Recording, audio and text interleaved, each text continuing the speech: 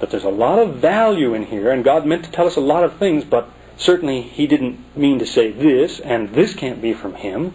And since this is a mistake, that isn't God's Word, and so on. Most churches feel that way. It's the one who says, he's the fundamentalist who says, no, history shows that the true Christian has always regarded every word in here as being from God. That's not true. He's never read history if he says that. You go right back as far as you want in the history of the Christian church, you'll find people within the church who disagreed with that. 17 centuries ago, who said, no, it's the message that matters. It's not the precision of the details. These were men. Sometimes they made mistakes.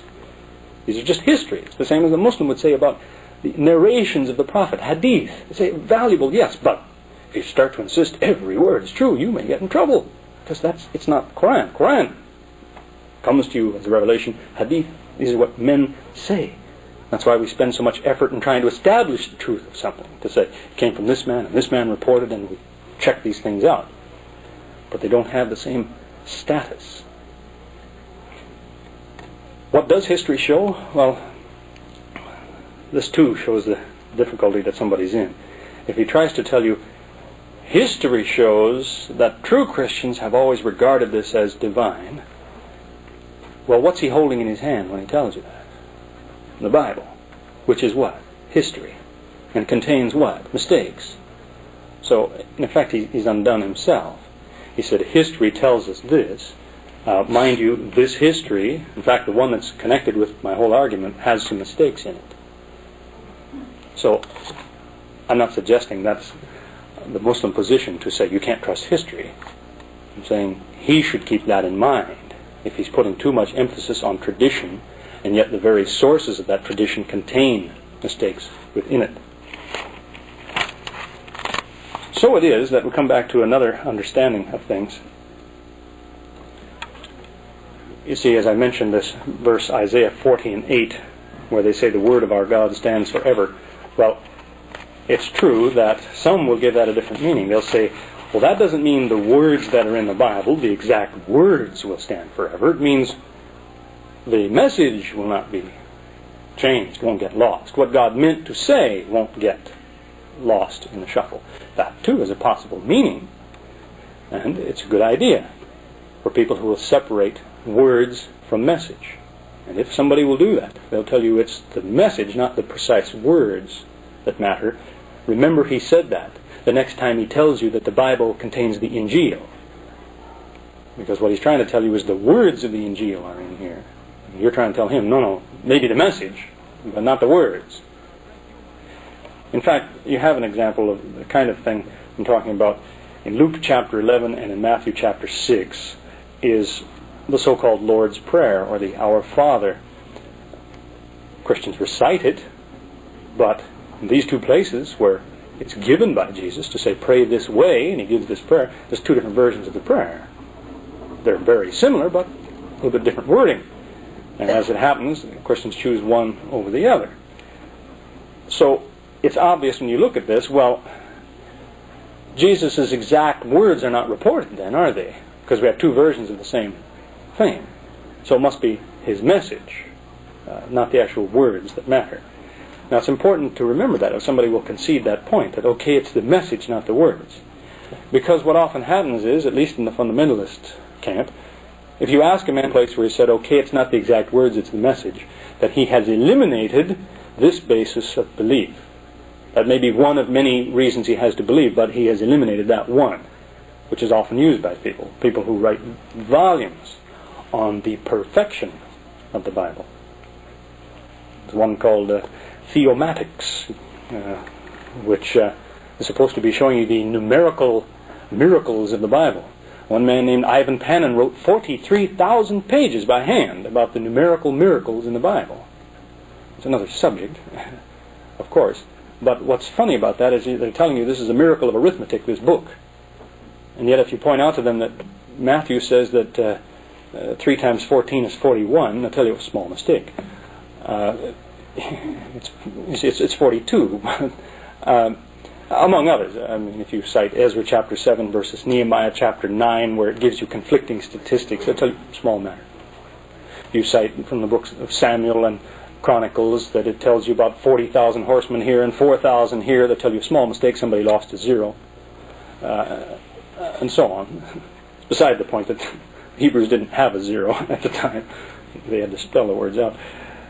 But in any case, he has eliminated one type of foundation of belief if he's moved over to saying it's the message, not the words.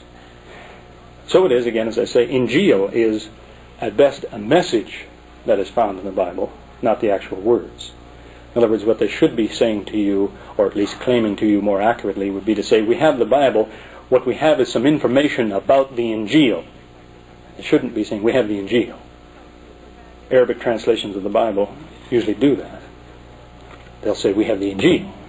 They label four Injils. Injil of Matthew, Mark, Luke, and John. So if it's the message that matters, let's move on to another kind of a subject, which I can see we're going to have to continue. Never going to get through the rest of this material this morning, but we have plans for later on. I also want to stress it is not the Muslim's job to reinterpret the Bible. There's a lot of misunderstanding about that. I'm sure if you have in the newspaper here a series of articles that I'd written some 2 or 3 years ago. The point of all that is not to go to the Christian and say, look, your book says this, you're wrong. The real meaning is this. That's not our job. Not telling him, you misunderstand your book, what it means is this. Our intention is to show, and this is the fourth important point I want to make, our intention is to show that what they are using as a foundation is an interpretation. You see, interpretation is not a foundation for something.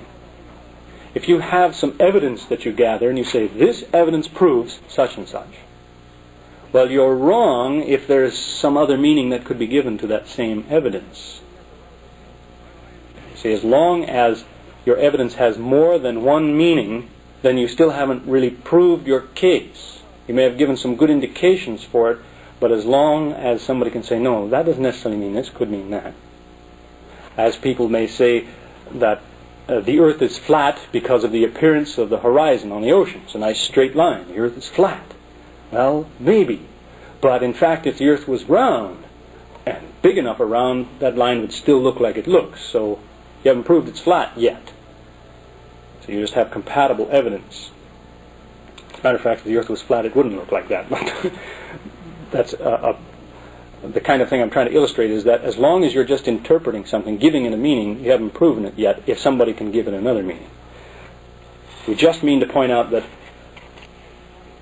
when people say this verse and this verse mean this, if you can say, but you know it could mean something else, could mean this and this and this, that doesn't mean you're insisting on your meaning. You're saying it could mean this. You're showing there are other possibilities, so you have no right to insist that yours is the only possibility. That's really the debate. The Quran talks about how people got into this kind of thing. It tells about half the story of religion in the 3rd surah, in the 6th ayah, when it tells us that the verses in the Quran come in two kinds, the muhkamat and the mutashabihat. Muhkamat means those that are locked in place. There's no possibility that you could read them and give them more than one meaning. First ayah of that surah says, Allah, la ilaha illahu. Allah, there is no God but He. Now how could a group of people sit around and discuss that and say, well, what do you think? That could mean this. Somebody said, no, I disagree. Maybe it means this. You can't have two meanings. It's locked in place.